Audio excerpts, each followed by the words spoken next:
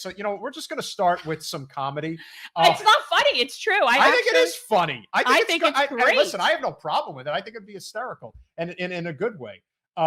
So Lee County, it doesn't take a genius to know. Lee County's in the central part of Florida, and of course, it is. Where is Lee? What's Lee South County? West, central west. Okay. Lee is. Look it up. It's like Fort Myers. It's like that area. So Fort anyway, Myers is yeah, maybe. Yeah, so that's not central. That's like south. Okay, but anyway, sort of. It's a blend between central. Lee and south. County, which we know who it's really named after, Mr. Confederate Champion of the World, Robert E. Lee. Well, apparently, a new Change.org petition is seeking to rebrand Lee County in Florida to Bruce Lee County. And I got to tell you, I think that's pretty creative. I think it's friggin' awesome. You want to call it Lee County? Have it be Bruce Lee County. So, in an effort to eradicate racism in both Florida and across the country, a local arts organization is calling for the rebrand instead of a complete name change to minimize costs, very efficient, right, while still changing the narrative behind the county's namesake. In the petition, a group of artists say they chose Bruce Lee to replace Confederate General Robert E. Lee as the county namesake because of his impact as a leading actor, martial artist, pop culture icon of his time. How about the fact that he just wasn't, a mass murderer? Let's just go with that. He was a very influential guy and a guy that a lot of people really So here's the history. Lee County was originally named in 1887 at the behest of prominent Fort Myers citizens and Confederate Captain Francis Hendry. Hendry was a fan of the controversial general who over time was transformed into a pillar of the South, despite being responsible for hundreds of thousands of American deaths in Civil War. By the way, at one point, Robert Lee's family owned hundreds of enslaved people. Oh, shocking. Yes. So kudos to change.org. Actually, guys, I think we should all go on change.org petition and just look up the one that's for changing Lee County. Let's sign that. Let's change that to Bruce Lee County. Look, if anywhere could have something called Bruce Lee County, it's Florida. Hey, you know what? Bruce Lee County, I think they would. But quite frankly, I love it. That is not only a great idea. I think it would attract a lot of people just if they set up like a Bruce Lee Center or something like that. How about like a Bruce Lee? First of all, it lends itself to extremely cool monuments. Yes. Like if I'm gonna have to look at a monument of someone, those abs. If I'm gonna have to look at a monument of someone, it should be a brick shit house like Bruce Lee. That's what I'm thinking. And speaking of more Florida craziness, which is just unbelievable. Wait, get rid of that. So in Florida, we, for some reason, are noted for being the worst place for laser strike attacks. Second worst. And that's something that I never even knew was a thing. So here is something that came up that I thought was very interesting. So as of September 30th, there have been 434 laser strikes against airplanes in Florida. And by the way, that's only the third state that has had it. First is California, second is Texas, third is Florida. And apparently, laser incidents, this is a quote, laser incidents have been really a problem with aviation going back at least a decade.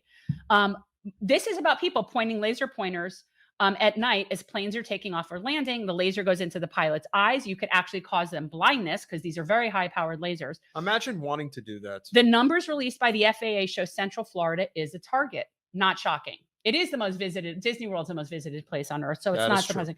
45 laser strikes have been reported in Orlando, 27 in Melbourne, and 8 in Daytona Beach. This is about the potential threat of laser strikes leaves pilots with less reaction time when they are close to the ground. This is crazy.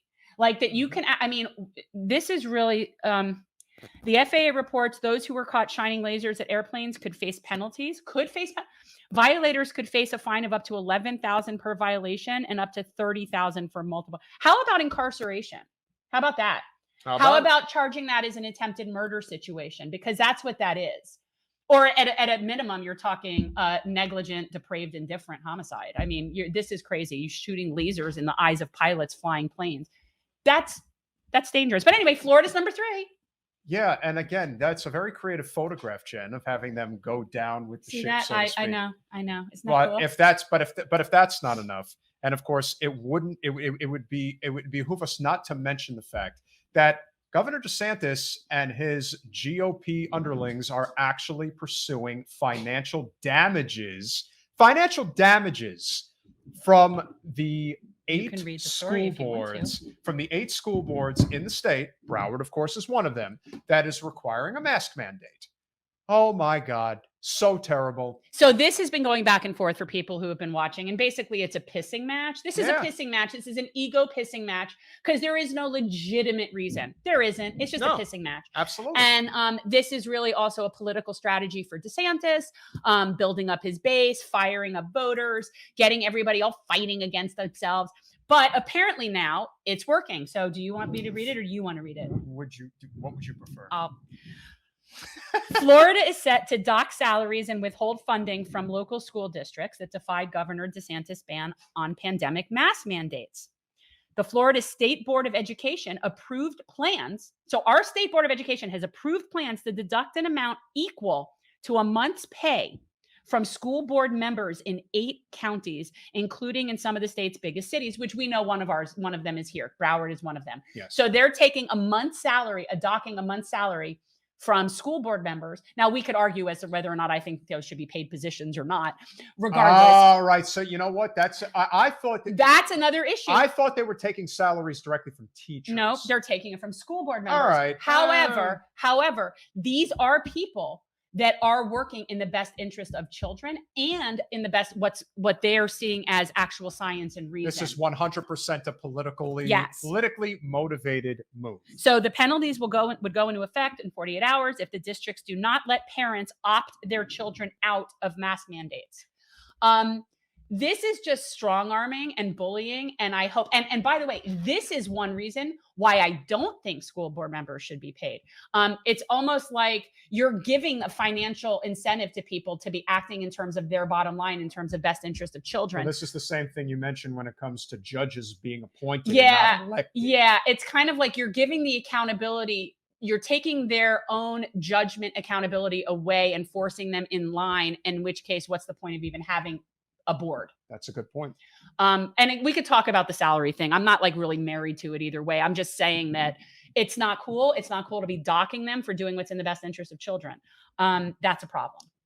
So Well, why don't you do this story? on a Because that's somber one note, of your which big is one of the things. things that I'm a huge proponent of high-speed rail. Brightline is the high-speed rail system that is in Florida that has been attempted Here. to be built for the longest time. I don't need a story. To read. Okay, you don't I'm want to just read. gonna show I'm trying to give people facts and No. information. You don't want to do that. No, but well, I guess I'll read. The I story try when- to at least talk about the story that we're posting. Well, it's 320 miles from Miami, and I'm not sure directly where in that of Miami we're talking about. My guess is that it would be someplace close to the Miami International Airport, or it could potentially be someplace near downtown Miami. That'd be very interesting to see how that would work. My guess is that it would probably be well, near Coral Gables. why don't we read it? See, Okay. that's the whole beauty of Okay, it. So, okay.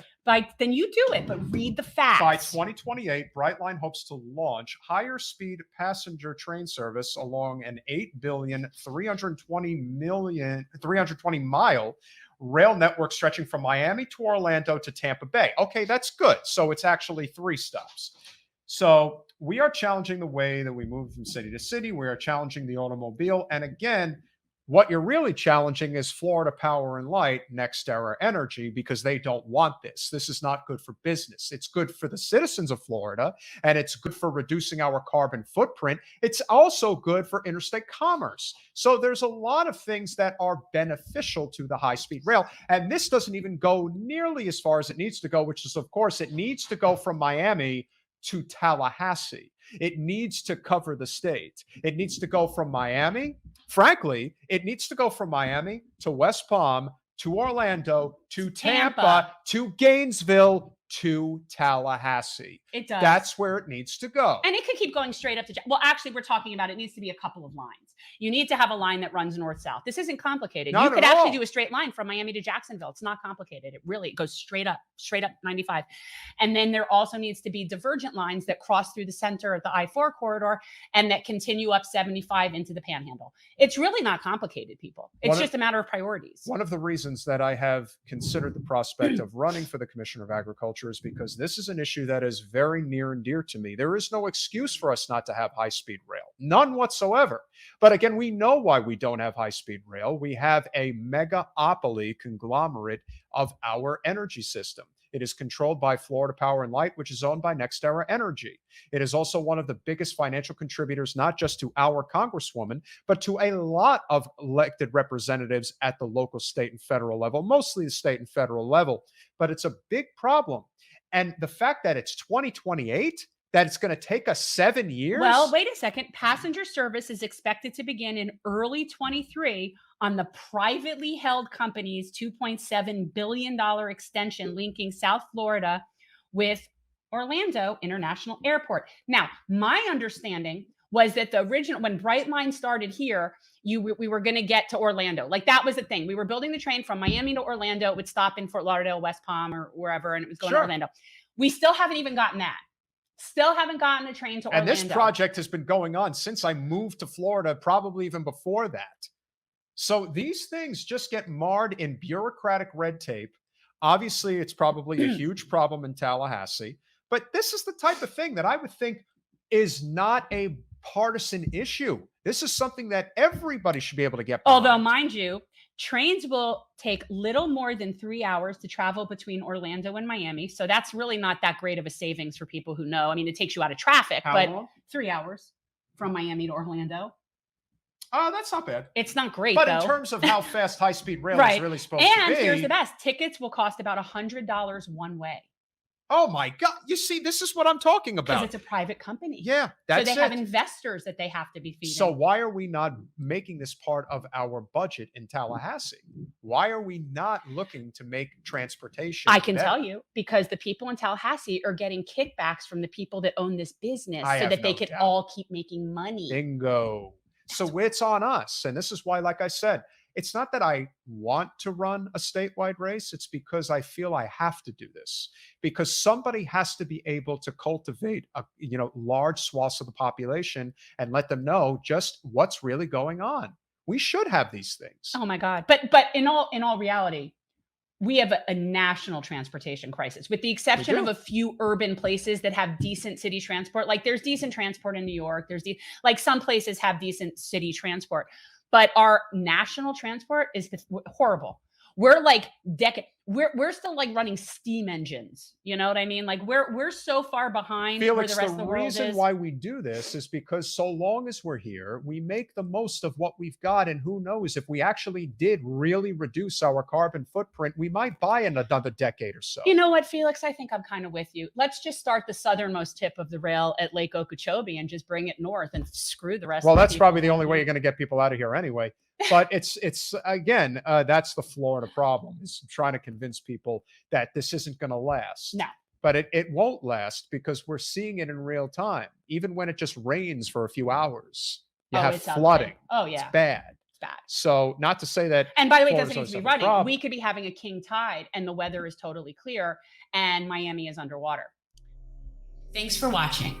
If you want to support our mission to transform politics into service, please like this video, subscribe, follow us on social media, and consider joining our Patreon, where you'll get early access to our interviews as well as other exclusive content. Links are in the description. Peace out.